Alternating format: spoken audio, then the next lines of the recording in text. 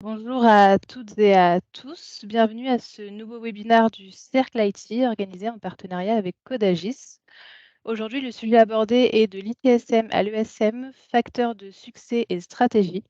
Le webinaire sera animé par Laurent Roussel, Sales Manager chez Codagis, Frédéric Joannet, Head of Consulting chez Codagis, Sergio Ribeiro, Pre-Sales Manager chez Matrix 42 et Brendan Lerec, Account Manager France chez Matrix 42. Avant de commencer le webinaire, voici quelques règles pour le bon déroulement de celui-ci.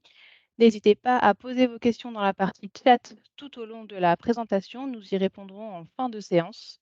Durant la totalité de la présentation, vos caméras et micros sont coupés. Par ailleurs, je vous informe que le webinaire est enregistré. Vous recevrez d'ici quelques jours le replay. Nous vous souhaitons une très bonne séance. Je laisse la parole à nos chers intervenants. Merci Sarah. Donc bonjour à tous. Donc je suis Laurent Roussel. Sarah a présenté toute l'équipe, Frédéric, Brendan et Sergio que j'accompagne et qui vont largement intervenir au cours de cette matinée. Alors on va parler OSM avec un programme établi. On va se présenter, que ce soit ce Codagis ou encore Matrix 42. On va revenir sur ce que c'est que l'ESM, pardon, l'Enterprise Service Management. On aura une démonstration des solutions Matrix 42, notre partenaire sur ce webinaire. Et puis avec Frédéric, on aura aussi quelques cas d'usage chez nos clients qui va illustrer tout ce qu'on met en place pour nos clients sur la partie numérisation des processus métiers. Et puis on terminera par les bénéfices et une session de questions-réponses. Voilà pour le programme. Allez, on attaque. Donc on va vous présenter qui est Codagis, qui nous sommes. Donc on est une ESN avec différents savoir-faire. Donc notre vocation, c'est de transformer et sécuriser vos infrastructures avec 4 grands savoir-faire. La partie intégration que je représente aujourd'hui avec Frédéric, donc intégration des solutions ITSM, ITAM ou encore d'administration technique de parc. On verra ça tout à l'heure avec la présentation de Matrix 42. Donc nous revendons les solutions Matrix 42 et nous les intégrons. Deuxième grand savoir-faire sur lequel il y a pas mal d'adhérence également avec la partie intégration, c'est le centre de service, c'est Codagis Managed Services, avec des services avec différentes valeurs ajoutées, que ce soit l'externalisation de votre N0, du maintien en condition opérationnelle, jusque des services managés complets, de type exemple, par exemple, de patch management. On termine sur une forte adhérence également avec l'entité cybersécurité, sur lequel vous allez retrouver, je dirais, des capacités de mettre en œuvre des SOC, des micro-SOC, de vous accompagner sur des campagnes de tests, d'audit, de phishing, de pentest, et puis du conseil, que ce soit sur la gestion des risques, en termes de conformité également, d'habilitation, et puis plus globalement des conseils autour de la sécurité, des plans de sécurité de votre entreprise. Dernier savoir-faire, la partie assistance technique avec Codagis Consulting, qui représente aujourd'hui une capacité de vous fournir des profils sur du moyen terme, long terme, autour de profils très pointus, type réseau ou encore télécom. Donc voilà. Alors notre terrain de jeu aujourd'hui, c'est 300 clients sur un marché Europe francophone, mais principalement quand même français. On adresse aussi également le nord de l'Afrique, avec plus de 125 personnes au travers du groupe. Et puis, on représente aujourd'hui un chiffre d'affaires de 13 millions, croissance organique. On est également sur une volonté de croissance externe chez Codagis. Alors, si on s'intéresse plus particulièrement à la partie intégration, donc je vous le disais, donc les maîtres mots, c'est ITSM, ESM, on va largement en parler aujourd'hui. Le terrain de jeu, il est principalement sur ce qu'on appelle les ETI, les entreprises de taille intermédiaire, et puis également sur les grands groupes qui font appel à nous sur différentes expertises. Alors, en parlant d'expertise et domaines d'expertise, on en a cité plusieurs, l'ITSM, l'ESM, la partie asset management, gestion de parc, la partie administration technique de parc, mais on étend cela également sur les aspects expérience utilisateur, on va en reparler tout à l'heure, et puis, d'autres sujets sur lesquels on a un vif succès sur le marché, la partie cartographie applicative des data centers qui va profiter à votre connaissance de l'infrastructure, mais également profiter à la partie sécurité. On ne sécurise bien que ce qu'on connaît bien. Pour terminer sur Codagis, des partenaires, BMC Tran, mais aujourd'hui Matrix 42, éditeur allemand, qui sera présenté par Brendan. Nous, on les connaît depuis près de 25 ans sur leur marché allemand. Ils sont arrivés depuis quelques années sur le marché français. Et on remporte vraiment un vif succès avec les solutions Matrix 42 sur le marché, sur le terrain de jeu que j'ai pu vous adresser tout à l'heure en termes de taille, que ce soit sur la partie TSM, ESM, mais également sur les briques Asset Management ou encore administration technique de parc. Alors, sur le terrain de jeu, pour terminer sur Codagis, des clients, pas de verticaux spécifiques, tout type de clients, public, privé, pas d'industrie spécialement adressée par Codagis. Donc voilà un petit peu pour la présentation de Codagis. On va aller sur le terrain de l'ESM, mais avant ça, on va regarder les facteurs de succès et stratégie pour la mise en place je dirais, d'une vraie gestion des services d'entreprise. Alors, aujourd'hui, avant de parler de tout ça, de ces facteurs de succès et stratégie, on voit que le monde a évolué, que tout s'est accéléré depuis le confinement. Nos utilisateurs évoluent vers un travail hybride en situation de mobilité, au bureau, à la maison. Ils sont en demande d'avoir et de disposer des mêmes outils qu'ils ont au bureau. Et aujourd'hui, on va se retrouver avec une panel d'outils dans les entreprises qui ont pour vocation à numériser les processus d'entreprise, donc au travers de différents portails. Et donc l'expérience utilisateur s'en voit dégradée au travers justement de l'accès à ces différents outils et portails d'entreprise. Il y a un côté anxiogène également chez l'utilisateur sur le manque de visibilité sur l'état d'avancement d'une demande. Il n'y a pas forcément de traitement uniforme pour que ce soit une demande IT ou non IT. Et puis les délais de traitement sont souvent très... Donc l'entreprise, l'ESM, l'entreprise Service Management, a pour vocation de livrer une expérience unique au travers d'une plateforme unique. Les métiers vont venir s'adresser à l'IT qui est vue depuis toujours comme enfin, une entité capable de numériser, de créer du process. Et donc, on le verra notamment au travers des défis que les métiers ne se tournent pas naturellement vers l'IT. On en parlera ultérieurement. Mais c'est un des challenges que les différents métiers et l'IT aujourd'hui rencontrent.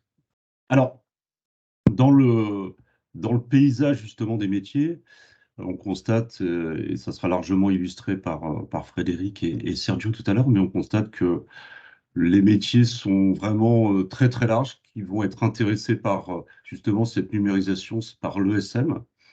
Et donc, l'ESM doit être considéré comme une approche holistique où plusieurs départements partagent un même outil, des procédures et accèdent à un flux de travail pertinent. Pardon. Donc voilà, donc on en reparlera sur le marketing, on verra qu'il y a beaucoup d'exemples qu'on aura l'occasion de partager ensemble lors de cette matinée. Alors, allons un petit peu sur les facteurs de réussite d'un projet ESM. Alors, un petit peu dans le désordre, mais il est à noter que principalement, il y a une méconnaissance de l'IT concernant les besoins métiers. Et inversement, les métiers ne connaissent pas la capacité de l'IT d'aller sur des sujets de numérisation de leur process. Il y a souvent une adéquation en termes de customisation. Également, on se demande, enfin, il y a vraiment manque de capacité des départements à utiliser des outils communs. Donc ça, c'est aussi un des challenges internes. Et puis, si on fait une déclinaison de ces challenges sur les aspects techniques, euh, les exigences attendues sont un seul portail, une seule expérience utilisateur. On dit toujours que nos utilisateurs utilisent leur mobile. Ben oui, ils l'utilisent tous les jours et ils veulent retrouver cette même expérience dans les processus et dans le traitement des processus d'entreprise. Donc, ils veulent une ergonomie adaptée. Ils veulent également, justement, cette capacité qu'ils ont aujourd'hui sur des places de marché. Et ils veulent retrouver ce type d'interface. Les outils doivent également avoir une capacité forte d'intégration avec l'ensemble de l'écosystème IT, que ce soit SIRH, moyens généraux et finances. Et puis, pour terminer, lorsqu'on parle d'amélioration, il faut être capable, avec les outils, d'avoir une capacité d'analyse pour justement viser à l'amélioration continue de ces différents outils techniques qui seront mis à disposition. Alors, en termes de meilleures pratiques, ce que nous, on retient, et ce qui fait la réussite des projets ESM, c'est l'implication de la direction. déterminer des key users, également reprendre les processus de zéro, c'est-à-dire de ne pas reproduire ce qui était fait manuellement de manière numérique, hein. On va se reposer les questions et confronter les besoins utilisateurs avec la réalité des outils, hein, la capacité des outils à intégrer les processus manuels dans un processus numérique. Aussi, pas forcément mis en avant sur le slide, mais un gros sujet autour de la communication auprès des utilisateurs qui doit être vraiment porté. On a vu chez nos clients certains mettre en place des kakémonos, des actions de type Genius Bar, type à la sortie du restaurant d'entreprise, pour partager, je dirais, les outils et les solutions qui seront mis à leur disposition. Que noter de plus bon, voilà, principalement sur les key users, l'implication de la direction, la communication. Et on va illustrer avec Matrix 42 ces différents process qu'on a pu numériser. Et je vais passer la parole à Brendan qui va nous présenter Matrix 42 et qui va ensuite lancer Sergio dans une démonstration autour de l'ESM et puis on terminera avec Frédéric. Parfait. Merci Laurent. Bonjour à tous. Donc effectivement, Matrix 42, pour repréciser qui on est, donc on est éditeur d'une plateforme qui s'appelle Matrix 42 Service Management. Et donc notre idée de fond, c'est d'avoir la capacité de vous accompagner, vous clients, sur justement la digitalisation des process IT. Donc on parle d'ITSM historiquement, c'est un acronyme qu'on connaît quand même de plus en plus. Ticketing pour ceux qui découvrent un peu le sujet, mais ça va bien au-delà. Et quand on parle de SM, finalement, c'est l'ITSM appliqué au métier. Donc finalement, la tête de pont dans Matrix 42, c'est de vous apporter des outils pour justement structurer cette approche où le collaborateur va vous solliciter de manière digitalisée, que ce soit l'IT ou d'autres services support comme les RH, les moyens généraux, le marketing, le juridique, la finance et compagnie. Et comment on structure et comment on va vous aider à automatiser la manière de livrer le service auprès du collaborateur. Parce que le but, c'est de centraliser, d'harmoniser et ensuite de processer. Et processer, c'est aussi bien automatiser les workflows de validation que les workflows de traitement. Et lorsqu'il s'agit de traiter, on peut très bien affecter des tâches unitaires à des équipes, mais ça, c'est le b.a.-ba d'un outil de ticketing digne de ce nom. Mais lorsqu'on va aller plus loin, et c'est un peu où on se positionne, c'est qu'on va vous permettre d'automatiser vos process. Et automatiser, c'est aussi bien avoir des briques d'inventaire, de télédistribution, de patching, de déploiement, de prise en main à distance, donc l'envers technique de ce qui se passe en face du collaborateur, parce qu'un collaborateur, il a un téléphone, il a un PC devant lui, il a des applicatifs bureautiques et métiers, donc c'est un écosystème qu'il va falloir administrer et industrialiser. Et à côté de ça, on a d'autres process qui peuvent vous aider aussi à gagner en maturité sur le suivi, la traçabilité, et notamment sur la partie gestion de parc. Donc tout le cycle de vie d'un asset, qu'il soit IT ou non IT. On peut gérer un serveur comme on peut gérer un badge d'accès ou une voiture de fonction. Et tout cet ensemble de gestion des services, gestion des assets, se centralise dans notre plateforme. Et après, c'est les casquettes de chacun, les métiers de chacun qui fait qu'on va accéder à une partie des fonctionnalités. Et comme l'a dit Laurent, 3 grandes notions chez nous. L'expérience que vos collaborateurs connaissent dans la sphère privée lorsqu'ils vendent sur la Fnac ou sur ces discounts, il faut qu'ils puissent la retrouver avec les mêmes codes dans une application professionnelle. L'automatisation, donc grâce à nos outils, mais grâce aussi à l'interopérabilité qu'on va apporter avec vos outils qui sont déjà en place, Intune, SSM, Hyper-V, tout un panel, un écosystème de connecteurs qu'on propose sorti de boîte, donc vraiment standardisé, de manière à vite aller chercher ces automatismes et à réduire les ratios de déploiement et d'intégration de ce type d'outils. Et troisième sujet, comme vous l'avez compris, on adresse plutôt les organisations de taille moyenne, donc c'est la simplicité. C'est même si on est éligible et même si on veut automatiser et gagner en maturité, il faut que ce soit des plateformes qui restent simples sur 3 aspects. Le setup, donc le coût de mise en œuvre de la solution, le run et le côté évolutivité de la solution. C'est-à-dire que vu que c'est une solution qui va mettre en œuvre des process chez vous, vos process, c'est vraiment un sujet infini. Un projet ITSM, c'est un sujet sans fin parce qu'on va processer de l'IT comme des métiers. Et au fur et à mesure que votre projet se déroule bien, vous allez voir que d'autres métiers vont frapper à la porte pour eux aussi s'embarquer dans le projet. Donc, c'est une évolutivité de la plateforme pour agréger à court terme vos projets et vos besoins prioritaires, mais continuer et vous donner la main pour concevoir des nouveaux workflows, des nouveaux écrans, des nouveaux espaces, de manière à ce que cette plateforme vive au fur et à mesure que votre organisation et que vos process évoluent chez vous. Donc ça, c'est tout ce que vous retrouvez d'un point de vue modulaire ici. C'est ce qui permet de mettre en musique tout ce qu'on vient d'expliquer avec Laurent. En quelques mots, pour vous présenter Matrix 42, donc éditeur allemand. Donc ça fait 30 ans qu'on existe sur les territoires germanophones. Depuis 5-6 ans maintenant, on se déploie sur les territoires un peu plus latins et nordiques de l'Europe. On est 450 personnes, donc plutôt éditeur à taille humaine. Et je vois qu'il y a quelques clients qui sont connectés dans l'assemblée. Ce qui est intéressant, c'est qu'on a plutôt une relation très simple et très directe avec nos clients. Et Matrix 42 plutôt dans le chercher un compromis et un entre-deux avec les clients sur tous les sujets qui peuvent nous animer. Aujourd'hui, 5000 clients. En France, on a dépassé la barre des 100 clients actifs sur nos solutions avec un club utilisateur, avec des rencontres régulières qu'on peut faire avec nos clients pour animer cette communauté francophone autour de nos solutions. Et plutôt des acteurs mid-market, donc plutôt des entreprises et des organisations de taille moyenne. On n'est pas un acteur du CAC 40, on n'est pas un acteur de la TPE non plus. On est vraiment sur ce segment de milieu de marché. Des renouvellements plutôt intéressants. Tout ça pour traduire au-delà du chiffre marketing une confiance et plutôt une longévité qu'on va chercher à avoir avec nos clients. Et nos clients, pour vous donner un petit panel représentatif, c'est privé-public. Dans le public, on a différents canaux de contractualisation, que ce soit de l'UGAP, du groupe logiciel, du CAIH. Et dans le privé, ce qu'il faut retenir, c'est que pas de verticale de spécialité, mais plutôt une adéquation entre j'ai des besoins et je cherche à m'industrialiser et je veux une solution qui me permette de m'accompagner, mais en gardant une certaine simplicité.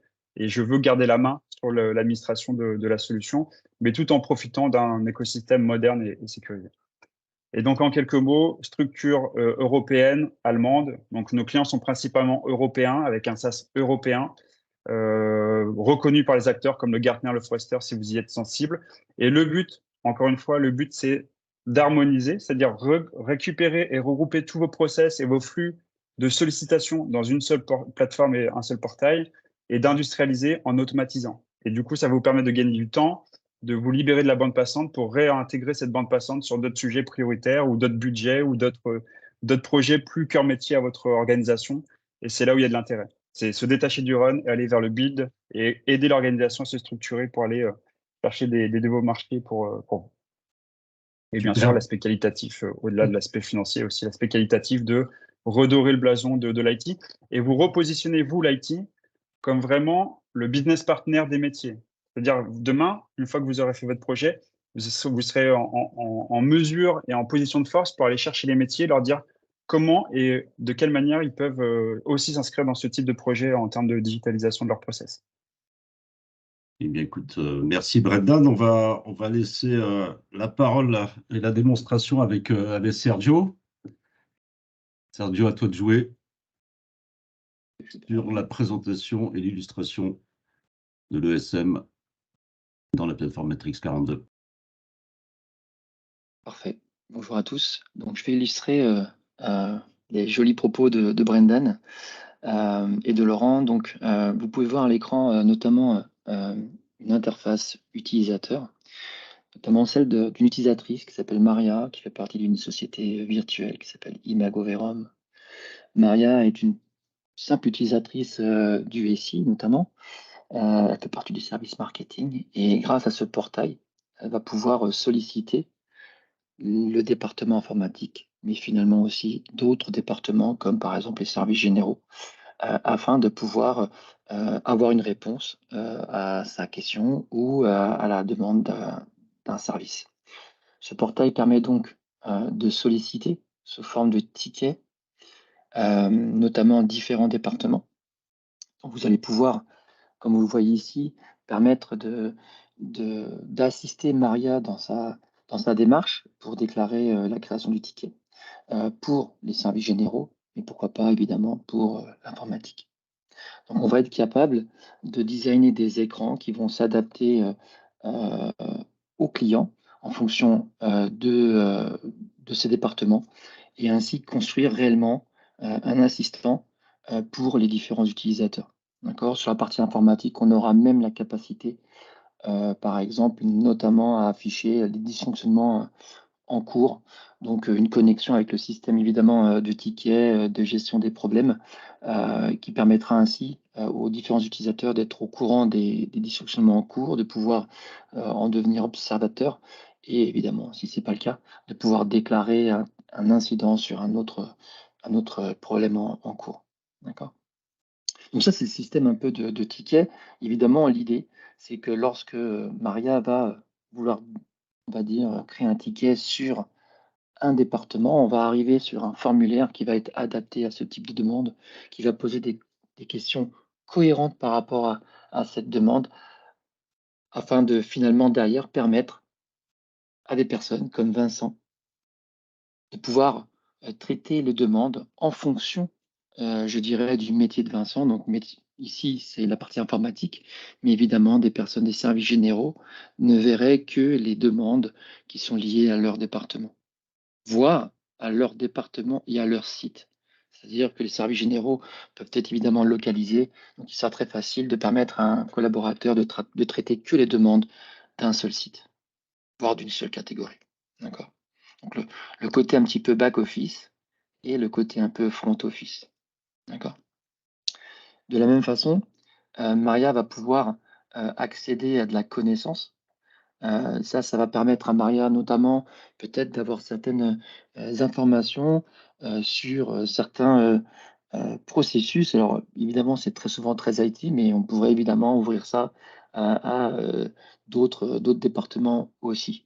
D'accord? Comme par exemple des processus anciennement pour le Covid, parce que ça a un peu disparu maintenant, mais on a vraiment la capacité d'intégrer tout type de connaissances dans notre portail. Et une des choses les plus importantes, c'est le catalogue de services, puisque c'est ce qui généralement va être transverse aux différents départements. Maria va ainsi pouvoir accéder à un catalogue de services avec un esprit un petit peu e-commerce, avec la possibilité ou non d'afficher les coûts des services. On voit ici la notion de service vedette, qu'on peut mettre un peu en avant, des services vedettes qui sont ceux autorisés pour Maria, et notamment les indicateurs qui sont dans le même profil. On va avoir la possibilité de catégoriser l'ensemble des services. On voit ici, j'ai mis un peu en évidence les différents départements comme la RH, les services généraux et la partie informatique. D'accord? Et donc très facilement, on va pouvoir afficher différents types de services en fonction d'utilisateur. Donc là, par exemple, Maria peut déclarer la perte de son badge, elle peut demander un nouveau badge, elle peut demander un téléphone, voir la ligne IP avec une gestion des stocks possibles. Donc on va vraiment être capable de gérer le côté un petit peu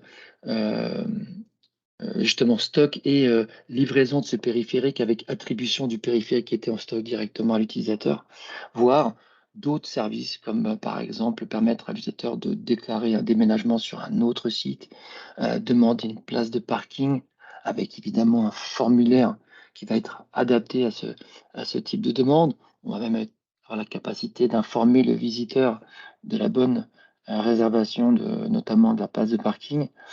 Et vous voyez qu'on peut même évidemment gérer tout type de stock, voire même que ce soit IT, non IT, comme par exemple ici les machines à café.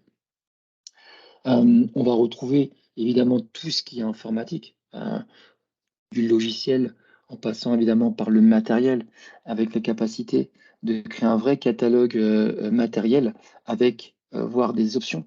Comme on peut le voir ici par exemple pour une demande d'une surface, on va permettre vraiment à l'utilisateur de sélectionner différentes options. Alors là, évidemment, je suis un petit peu limite, je dirais, comme un Apple Store, mais l'idée, c'est vraiment de montrer que on peut faire des choses très intéressantes en termes de catalogue de services afin de permettre à l'utilisateur de sélectionner les différents périphériques qu'il aurait besoin. Donc, je vais me lancer un petit peu justement dans une demande.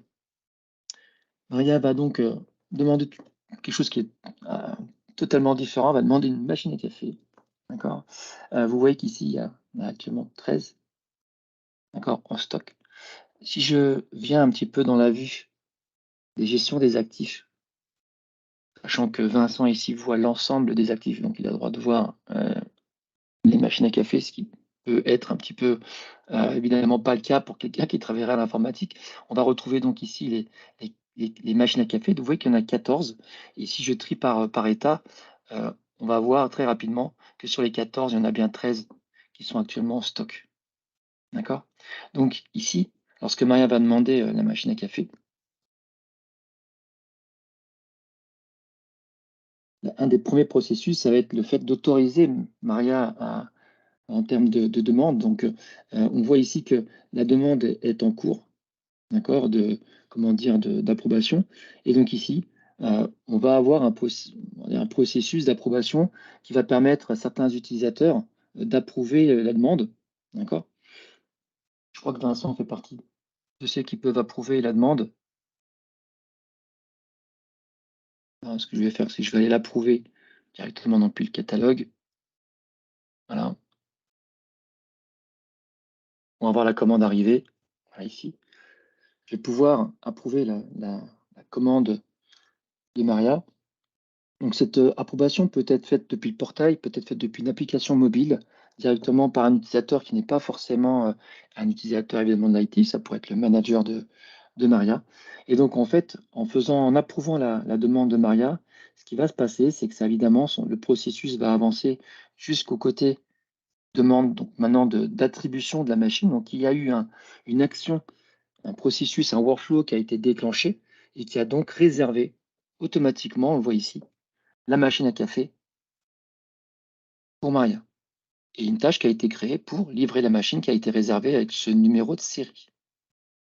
Donc dans la gestion des actifs, maintenant, la machine à café a été réservée. Donc si je reviens sur les actifs, vous allez voir que cette fois-ci, il n'y en a plus que 12. Il y en a bien une qui a été réservée pour Maria. Et c'est bien cette machine-là. D'accord.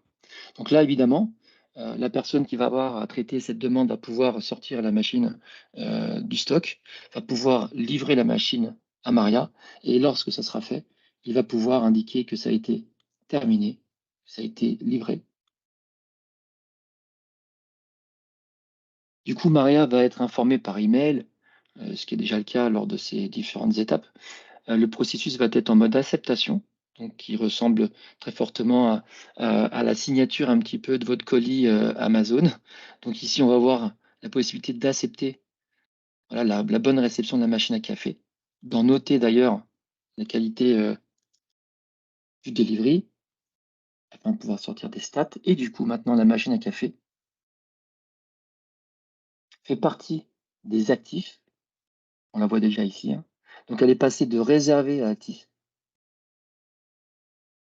Si maintenant, je pars dans la partie actif, et toujours dans cette machine à café, on voit qu'on a géré le processus de bout en bout, puisque maintenant la machine à café qui était en stock, passée par une étape de réservation, est maintenant affectée à Maria. D'accord. Et elle peut, à n'importe quel moment, avoir les infos sur ce périphérique. Elle pourrait même créer automatiquement un ticket sur cet actif. Donc Maria, comme vous pouvez le voir à l'écran, a une vue sur l'ensemble de ses actifs, des actifs informatiques, mais encore une fois, pas que, puisqu'on voit ici des véhicules de fonction. On pourrait avoir ici une ligne téléphonique, d'accord, donc la 9812, et pourquoi pas évidemment d'autres services qui sont évidemment très fortement IT, mais qui pourraient être des services d'autres départements, comme des badges, comme des services d'impression ou autres, ainsi que les dernières commandes. Donc, tout ce qui va être commandé par l'utilisateur va être tracé de la demande à l'approbation, en passant par le delivery et par évidemment la réception, la validation de la réception de la commande par l'utilisateur. Voilà un petit peu pour la présentation. Je crois avoir utilisé le temps qui m'était accordé, donc je rends la main aux différents intervenants. Merci Sergio. On va prendre un peu de temps. Alors là, on l'a illustré dans la solution, mais on a un bon nombre de retours d'expérience. Je vais passer la main à Frédéric, mais bon nombre de retours d'expérience qui vont être déclinés par Frédéric dans différents types d'industries. Oui. Donc Frédéric, je te laisse présenter les cas, hein, donc qui sont des cas clients. On n'a pas forcément, par souci de confidentialité, nommé les clients, mais c'est des cas concrets et déclinés chez nous avec les solutions Matrix 42 chez nos clients. Tout à fait. Merci Laurent. Donc, je vais m'attacher au travers de ces quelques cas qui sont des cas d'usage qu'on a mis en place chez nos clients, cette thématique de l'ESM.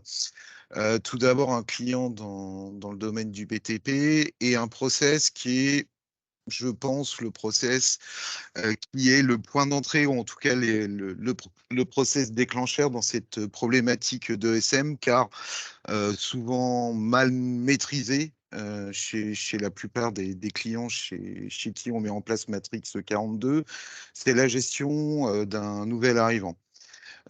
Chez ce client, ce qu'on a mis en place, c'est l'automatisation de ce process côté IT. On verra dans d'autres cas d'usage qu'on peut aller un peu plus loin. Une fois que le formulaire de nouvel arrivant est rempli par le manager, ça va déclencher de façon automatisée la création du compte d'utilisateur dans l'Active Directory en reprenant les droits de l'utilisateur de référence qui a été spécifié dans le formulaire d'arrivée. Donc ça permet vraiment de pouvoir déclencher très rapidement, une fois que la demande, bien entendu, a été validée, la création du compte dans l'AD. On va aller aussi attribuer une licence O365 à cet utilisateur. Chez ce même client, on a automatisé aussi le processus de commande en lien avec SAP.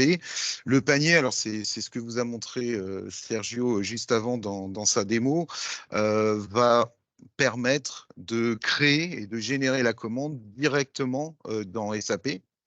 Et inversement, SAP va aussi pousser de la donnée dans Matrix 42 pour renvoyer l'état des stocks.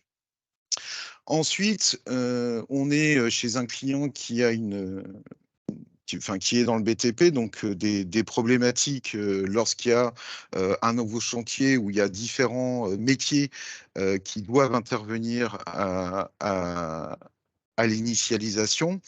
On va générer un certain nombre de tâches et les affecter aux différentes équipes pour s'assurer que tout ce qui doit être fait est fait correctement et dans l'ordre dans lequel on l'a spécifié. Donc, on va déclencher des tâches à destination de l'IT, à destination des équipes télécom, des équipes qui gèrent la partie électrique, la partie locaux. Donc ça permet vraiment de digitaliser ce processus de nouveaux chantiers directement au sein de l'outil et d'avoir une vision globale sur l'avancée des différentes tâches qui sont affectées aux différentes équipes métiers. On a aussi un lien entre GLPI et Matrix 42 qui nous a permis aussi de récupérer les informations lors du démarrage du projet pour intégrer notamment les tickets dans Matrix 42. Un deuxième cas d'usage, cette fois chez un client qui est dans le domaine de l'ingénierie technique et qui avait, puisqu'on l'a résolu avec Matrix 42, une problématique de commande à flux tendu. Donc un utilisateur accède au catalogue de services, comme vous l'a montré Sergio. Et puis, il va être en mesure de commander plusieurs types d'équipements, par exemple un PC avec différents accessoires. Et la problématique qu'avait ce client, c'était de pouvoir envoyer les commandes et notifier ses fournisseurs qui ne sont pas les mêmes pour les PC que pour les accessoires informatiques qui sont proposés dans le catalogue. Donc, ce qu'on a fait dans Matrix 42, une fois que la demande, que le panier est validé, on va générer plusieurs commandes et on va générer un envoi automatisé d'email qui est formaté différemment en fonction du fournisseur. Et donc de pouvoir vraiment digitaliser ce process de gestion des commandes en envoyant la bonne information formatée correctement au fournisseur en question avec un workflow aussi qui est différent suivant le fournisseur. Enfin, pour ce client, sur la partie RH, toujours on retrouve ce que je vous disais tout à l'heure, hein, le process nouvel arrivant qui est commun chez beaucoup de clients sur cette problématique de SM. La demande d'un nouvel arrivant va générer dans Matrix 42 ce qu'on appelle une fiche de dotation qui va affecter à la fois un profil à l'utilisateur et des équipements auxquels il a droit en fonction de son profil, donc un fichier de dotation. Ce fichier va être pousser dans l'outil RH, et puis on va suivre et monitorer le fait que ça a bien été pris en compte et que la commande est réalisée. On va récupérer ces informations dans Matrix 42 et on va restituer et mettre à disposition l'information sous forme de tableau de bord et de rapport. Un client dans le domaine de l'ingénierie des infrastructures réseau. Sergio vous a montré la partie gestion des actifs tout à l'heure. Donc, on va pouvoir gérer dans Matrix à la fois de manière assez classique des actifs IT et surtout tout type d'actifs, que ce soit des actifs comme il vous l'a montré sur des domaines métiers comme des emplacements, des bureaux, des machines à café. Et chez ce client, on va gérer des actifs particuliers qui sont propres à ce métier, qui sont des actifs optiques que vous allez pouvoir retrouver de type des équipements de soudure, des analyseurs, etc. On va donc, dans un premier temps, on a mis en place en fait cette gestion des actifs dans Matrix 42, et puis on a mis en place le process de demande d'achat, donc qui permet de commander ces différents types d'actifs directement dans Matrix 42. Et ensuite, on gère aussi la maintenance, c'est-à-dire que à ces actifs, on va pouvoir, à partir de ces actifs, générer une demande de maintenance, par exemple une demande d'échange, une demande de SAV, une demande de réparation. Et ce suivi, ce ticket, son cycle de vie est géré dans Matrix et rattaché à l'actif optique en question. Donc ça nous a demandé aussi de personnaliser les différents formulaires pour ces tickets qui sont pas des tickets IT. Et puis, ça permet pour les métiers aussi de gérer les différentes demandes de ce type d'équipement directement dans Matrix 42. Enfin, on a mis en place ce qu'a illustré Sergio juste avant avec la commande d'une machine à café. Lorsque un utilisateur fait une demande de matériel, qu'elle est validée, on va aller directement voir dans Matrix 42 l'état du stock, pré-réserver un équipement si le stock est suffisant, et si ce n'est pas le cas, on va générer une tâche pour demander le réapprovisionnement du stock.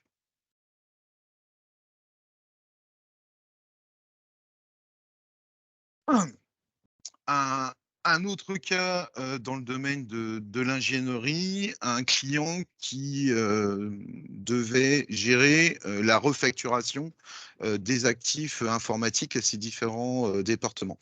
Donc ça, c'est un cas d'usage aussi qu'on rencontre assez fréquemment. L'IT qui va fournir le matériel va refacturer aussi les dotations de matériel aux différents services métiers. Donc, la première étape, ça a été bien évidemment de recenser l'ensemble de ces actifs dans Matrix 42 via l'outil d'inventaire de Matrix, de les affecter à un centre de coût, donc à un département dans Matrix, et puis de valoriser ces dotations en affectant un coût à ces différents types d'équipements et une typologie de refacturation. Est-ce que c'est du mensuel? Est-ce que c'est de l'annuel? Est-ce que c'est de la refacturation périodique ou non? Et on a mis en place le reporting qui permet à la fin de la période à l'IT de refacturer et d'émettre les factures directement aux différents services métiers. Ce qu'on a fait en plus aussi, c'est pour la partie logicielle, on va interroger le portail O365 pour faire de la même façon qu'on valorise le matériel qui est fourni au métier. On valorise aussi la partie licence applicative qui équipe ces différents PC. On a mis en place aussi la gestion des changements. Alors, c'est pas forcément quelque chose qui est très courant chez nos clients. Et dans cette gestion des changements, on a plus particulièrement géré les mises en production. Donc, une demande de mise en production, on va pouvoir y rattacher l'actif IT en question et suivre sa mise en production en termes de planification, en termes de recettes, en termes de plan de rollback, et de pouvoir s'assurer que le changement a été effectué correctement et pouvoir aussi analyser l'impact du changement en fonction du service métier qui est supporté par l'actif. Un exemple dans le domaine du public avec un institut de recherche, lorsque les utilisateurs se connectent au portail, on a mis en place une météo des applications. Donc, les différentes applications ont été recensées au sein de Matrix 42, les principales applications métiers. Chaque application, en fait, va avoir un statut, service dégradé, service en maintenance, par exemple. Et quand l'utilisateur se connecte, il peut voir si une application métier particulière est non accessible ou est en maintenance. En cliquant sur le tableau de bord qui est mis à disposition, il peut avoir aussi plus d'informations. Par exemple, sur une application métier qui est en maintenance, connaître la plage horaire de la maintenance et donc pouvoir savoir quand est-ce que l'application sera de nouveau accessible. Et puis, on a mis en place aussi une création automatique de tickets. En intégrant, c'est aussi une des capacités de Matrix de pouvoir créer des tickets à partir d'un email. On va analyser le contenu de l'email et créer un ticket qui va être précatégorisé en fonction de différents critères de l'email. Dans le domaine du retail, un cas client sur le procurement ou le provisioning, avec la digitalisation complète du processus de commande. Donc, on va pouvoir, au travers de Matrix 42, gérer les différentes commandes de matériel, de logiciels, les faire passer dans un circuit de validation qui peut être à X niveau en fonction du type d'équipement ou du type de logiciel, et générer automatiquement l'envoi de la commande qui aura été au préalable mise en PDF. Donc, le formulaire de commande est digitalisé et envoyé en PDF chez le fournisseur. On va gérer aussi de manière assez fine tout ce qui est budget, c'est-à-dire que les demandes d'investissement vont être soumises à un workflow d'approbation et gérées directement dans Matrix. Et on va pouvoir aussi restituer ceci sous forme de tableau de bord pour voir les différentes imputations budgétaires. Et puis, on a mis en place aussi la gestion du mouvement des collaborateurs, donc les process que vous voyez, vous retrouvez fréquemment la notion de onboarding et de mobilité, donc un collaborateur qui passe d'un service à un autre ou d'un site à un autre. Donc, on a mis en place un lien avec leur SI RH qui va permettre, en fonction de l'arrivée, du départ ou de la mobilité et de ce que doit avoir le nouveau collaborateur, par exemple, un certain nombre de tâches qui vont être à destination de l'IT, fournir le matériel, et à destination des métiers, fournir un badge d'accès, fournir des équipements non IT. Donc ça permet vraiment de digitaliser ce process. On a parlé de l'entrée et de la mobilité. L'aspect sortie est important puisqu'on va pouvoir aussi, ça c'est un point qui est souvent douloureux chez les clients, c'est j'ai un collaborateur qui part, qu'est-ce que je dois récupérer comme équipement? Donc, le fait de digitaliser ce processus, ça permet tout de suite, lorsqu'un collaborateur part, de pouvoir lister ses équipements informatiques et non informatiques que l'utilisateur, le collaborateur, doit restituer. Et enfin, un client qui est dans le domaine du service, on a digitalisé l'arrivée et départ des collaborateurs. Donc, à l'arrivée d'un collaborateur, on a créé, on a mis en place la création de comptes automatisés dans l'Active Directory en reprenant les différentes informations du formulaire d'arrivée.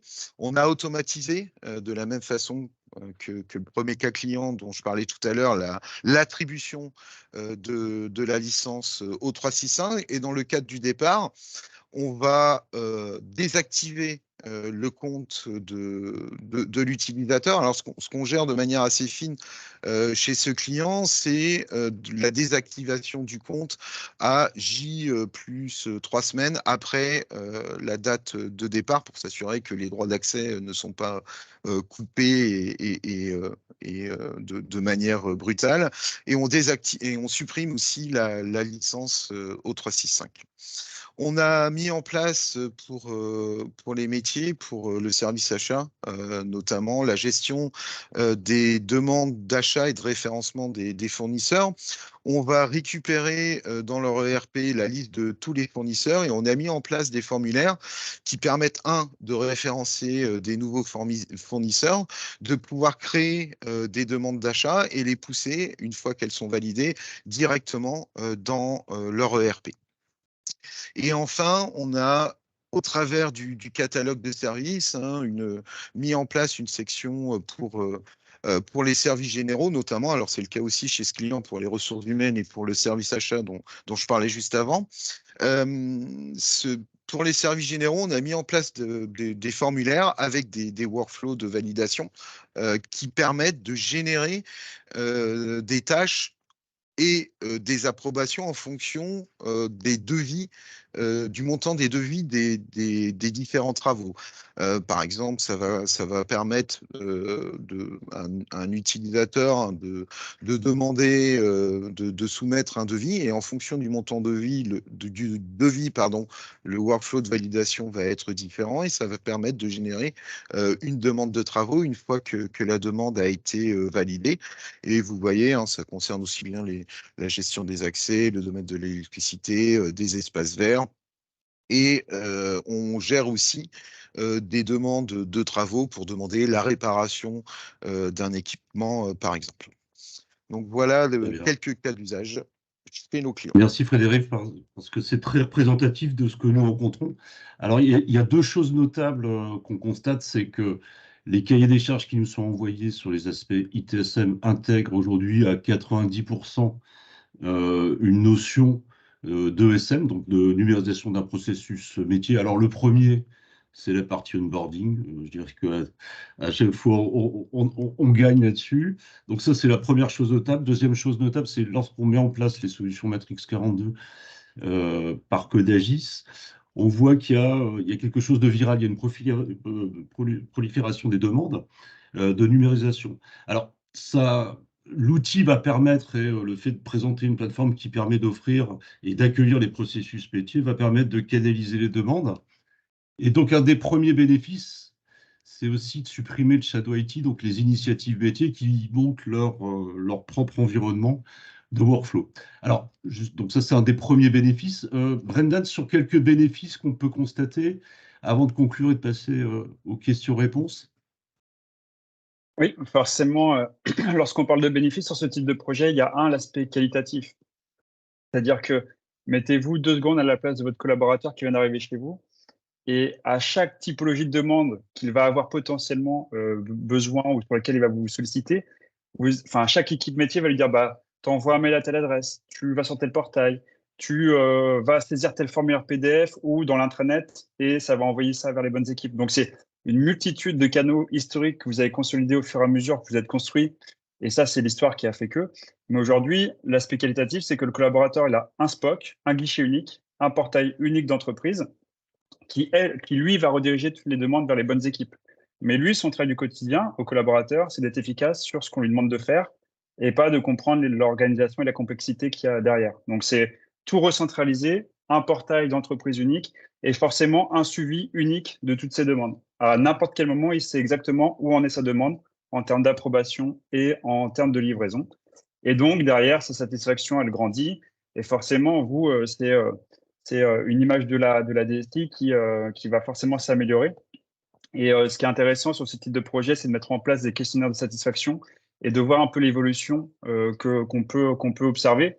Pas forcément sur la note en tant que telle, mais sur l'évolution de la note au fur et à mesure que vous délivrez des services à travers ce type de portail.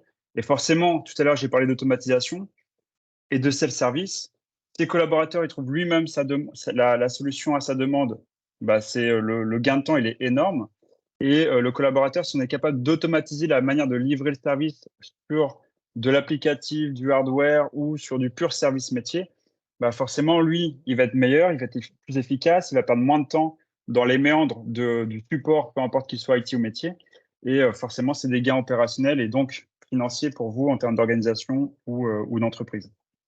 Et forcément aussi, une fois qu'on arrive à faire de l'ESM, c'est-à-dire agréger de l'IT et des métiers, donc du RH, des moyens généraux, du marketing, forcément, d'un point de vue gouvernance et top management chez vous, c'est autant de centralisation de process dans une seule plateforme, donc des capacités à faire du reporting et d'avoir des bons KPI pour ensuite prendre les bonnes décisions et comprendre où dans l'organisation ça va pas, où ça va bien, et mettre l'emphase et les efforts sur justement l'amélioration, sur des goulots d'étranglement ou sur des plans d'action pour aller former telle ou telle typologie d'utilisateurs par rapport à une redondance trop importante d'une typologie de ticket ou de demande. Donc, c'est aussi prendre les bonnes décisions par rapport à plein de KPI que vous allez pouvoir ressortir de cette centralisation des process dans une plateforme unifiée. Et forcément, d'un point de vue gestion des risques, bah, ça va s'en ressentir puisque finalement, une fois qu'on trace, déjà, traçabilité, c'est un énorme gain pour beaucoup de métiers. Parce que beaucoup de métiers aujourd'hui ont des process qui passent par du mail. Et aller tracer et avoir du reporting sur du mail, c'est très compliqué. Donc, la gestion des risques va forcément s'en ressortir puisqu'on va tout tracer. Et dès lors qu'il y a une déviance ou dès lors qu'il y a une insatisfaction ou dès lors que si on parle d'IT, il y a des risques de shadow IT ou de cybersécurité, bah derrière, c'est une réactivité plus intéressante, plus importante, plus rapide des équipes métiers à réagir par rapport à un input, à une donnée qu'on est capable de capter. Donc finalement, tout cet ensemble de gains qui sont à différents niveaux, hein. Un coup, c'est sur le collaborateur, un coup, c'est sur les équipes de traitement, et un coup, c'est plus gouvernance et direction. Mais à chaque échelle de l'entreprise, il y a des gains à aller chercher, aussi bien qualitatifs que financiers, in fine, puisque c'est aussi un des nerfs de la guerre. C'est comment vous, en interne, vous allez pouvoir présenter un ROI sur le fait d'aller sur ce type de projet par rapport à rester sur un existant et une hétérogénéité de canaux de sollicitation. C'est clair. Merci, Brendan. Donc, en conclusion de ce webinaire, nous avons pu voir que l'ESM est une approche stratégique qui vise à améliorer la qualité et la performance des services proposés par une entreprise. Donc, elle s'appuie sur des pratiques éprouvées, on en a parlé autour de l'IT, hein, donc, et appliquées au processus d'entreprise. Avant de passer aux questions, nous espérons que ce webinaire vous a permis de mieux comprendre les enjeux et les bénéfices de l'ESM et que vous pourrez vous appuyer sur ce webinaire pour mettre en pratique ces principes dans votre entreprise pour améliorer la qualité de service et in fine, renforcer la compétitivité de votre positionnement sur le marché. Alors, Sarah, y a-t-il des questions avant de se quitter? Oui. Effectivement, il y a déjà une question dans le chat. Donc, Peut-être par mail également? Aussi, nous avons reçu des questions en dehors du chat également. Donc, on va commencer par les questions qu'on a reçues. Donc, quel est le modèle de licensing? Peut-être pour Brendan. Peut-être que je peux prendre la main sur ce sujet. Donc, le modèle de licensing le plus répandu chez nous et qui va dans le sens de l'ESM, parce que c'est un pari qu'on a fait déjà depuis quelques années chez Matrix, c'est le modèle utilisateur final informatisé. Ça veut dire quoi? C'est que vous prenez un nombre de collaborateurs, vous enlevez toutes les personnes qui n'ont pas accès à votre SI, et ça vous donne un nombre de users. Et finalement, vous payez, que vous soyez en SaaS ou on-premise, une redevance pour cette typologie d'utilisateurs. Et ce qui est ultra intéressant sur cette typologie de licence, c'est que tous les accès dits back-office, donc toutes les personnes qui sont amenées à se connecter dans la solution pour traiter une demande, une sollicitation, ces accès back-office, eux, sont illimités. Donc, mon organisation paye pour, je vais dire une bêtise, mais mes 3000 utilisateurs, et peu importe le nombre de personnes à l'IT à se connecter, et peu importe le nombre de métiers qui vont venir se greffer progressivement sur le projet, c'est une notion de connexion illimitée en back-office. Donc, ça va dans le sens de l'ESM parce que vous pouvez commencer petit, c'est-à-dire moi, je veux d'abord faire mes gammes sur l'IT et après, j'irai séduire les métiers. C'est ce que font beaucoup de nos clients.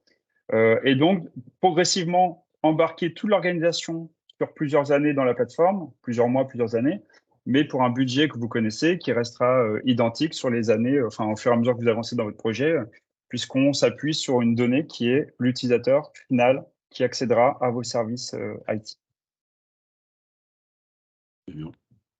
Merci. Merci. Alors, nous Sarah. avons une question Oui. également dans le chat. Est-il possible de récupérer facilement le contenu d'un autre outil TSM existant, type GLPI ou EasyVista?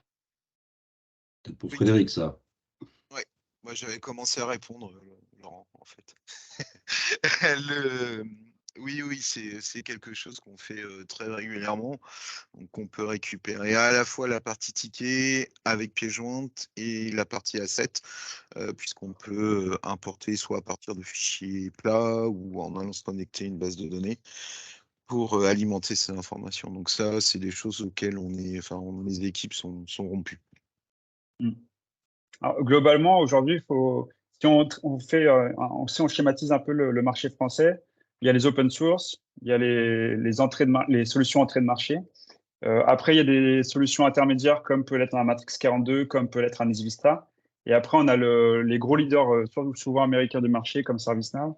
Et on a pas mal de cas d'usage sur j'ai un open source, je veux gagner en maturité et m'industrialiser, je migre vers Matrix 42. Donc, on a repris des choses comme GLPI, comme eTop. Ou je suis parti sur un acteur peut-être surdimensionné pour mon organisation et je veux revenir sur quelque chose de plus à ma portée, plus qui reflète mon organisation. Et donc, on est aussi capable de reprendre soit des vieilles solutions legacy, soit des solutions actuelles du moment, mais qui sont finalement trop grosses, pas assez digestes pour une organisation de taille moyenne. Et donc, on a aussi des cas d'usage de revenir sur une plateforme mieux dimensionnée pour ces clients-là. Très bien. Merci Brendan. Alors, nous avons une autre question. Quels sont les métiers éligibles à l'ESM? Oula. Alors, c'est très, très large. On l'a vu. Alors, ce que je disais tout à l'heure, c'est qu'effectivement, alors, si on parle d'industrie, tout type d'industrie, on a illustré avec Frédéric quelques cas clients, mais on a énormément de cas clients à vous présenter et à partager, hein. N'hésitez pas à nous contacter pour qu'on puisse vous mettre en relation avec des clients qui vous feront partager leur expérience IT et non IT. Donc ça, c'est le type d'industrie. Et puis derrière, les process, on passe, je dirais, de l'IT en passant par l'onboarding jusque, comme l'illustre Sergio, sur la machine à café. Mais le premier process, c'est la première interaction qu'on va avoir avec l'écosystème IT de l'entreprise, c'est la partie SIRH. Donc pour la partie onboarding, le SIRH étant la partie numérisée, mais derrière, on a dans l'onboarding, il n'y a pas que du numérique, il y a derrière, il y a la carte de cantine, il y a l'accès à la voiture d'entreprise. Donc là, c'est très très large. On a des cas clients également qui sont publics et qui sont disponibles. Et donc, n'hésitez pas à nous solliciter. On vous remettra en relation avec le bon client qui est aligné avec votre business. N'hésitez pas. Merci Laurent. Alors, il nous reste 2 minutes, Sarah. Peut-être Ouais, encore alors, une question. ouais, une petite question. Quelle est la durée moyenne d'un projet chez vous? Frédéric, c'est pour toi. Oui, tout à fait. Alors, on a une approche où on met en place un quick win, donc qui permet de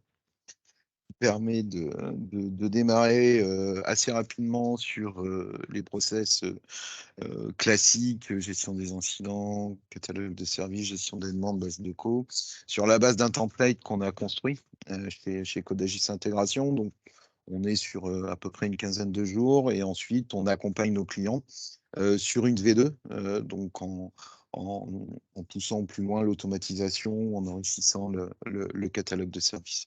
Mais on peut mettre très rapidement le pied à l'étrier sur un périmètre basé sur un out of the box qui est très complet et très riche chez Matrix. Mais si je peux rajouter un élément, c'est qu'un projet ITSM, par définition, même ESM, hein, c'est encore plus large, c'est des projets qui peuvent aller de 10 à 200 jours. C'est-à-dire que le tout, en fait, c'est vous de bien comprendre quelles sont vos priorités, comment vous souhaitez lotir tout ça sur plusieurs mois et plusieurs années, comment vous imaginez amener les métiers à venir s'intégrer dans la solution. Mais c'est clair que la force de la plateforme, c'est d'arriver avec des process ITIL V3 et maintenant ITIL 4 pré-packagés. On n'est pas obligé d'être puriste de l'ITIL, mais ça permet d'apporter des bonnes pratiques. Et sur ces bonnes pratiques-là, on a tout un tas de connecteurs qui permettent de vite s'interfacer chez vous et de récupérer l'information dans les deux sens. Enfin, d'avoir une interaction dans les deux sens. Récupérer l'info, pousser l'info, agir à distance sur d'autres solutions pour automatiser. Et c'est pour ça que Frédéric vous dit qu'on peut aller chercher des quick wins, c'est-à-dire que essayez de lister vos écueils prioritaires. Qu'est-ce qui vous embête aujourd'hui? Où sont les cailloux dans la chaussure et sur lesquels on pourrait vite trouver un intérêt et un ROI. Et après, on aura tout le temps d'itérer sur un lot 2, un lot 3, un lot 4. Mais c'est vrai, c'est des projets où on veut éviter l'effet tunnel parce que c'est un projet portail d'entreprise. Et si on veut faire une bonne impression, il faut que le projet puisse vite livrer des résultats tangibles et communicables. Et donc, c'est pour ça que nous, on vous incite et on préconise, et Codagis est dans cette mouvance-là, d'avoir des ratios d'implémentation qui, en 2-3 mois, on fait le projet, on fait une première mise en production, on voit les retours, on s'améliore et on va chercher des nouveaux périmètres. C'est un peu dans cette optique-là qu'on s'inscrit sur ce type de projet. Parfait, merci messieurs. Merci Sarah, il Merci est à vous. 2h. Ouais. On arrive au terme Le webinaire touche à sa fin. de cet échange. On est bien évidemment au travers des réseaux sociaux, d'email, téléphone à votre disposition pour répondre sur à la fois la partie intégration ou la partie solution. Donc, à très bientôt sur les différents événements marketing Codagis et Matrix 42. Merci de votre attention, de votre participation et je vous souhaite une bonne journée. Très bonne Merci journée. à vous. Bonne Bonne journée À journée. bientôt. Au revoir. Au Au revoir.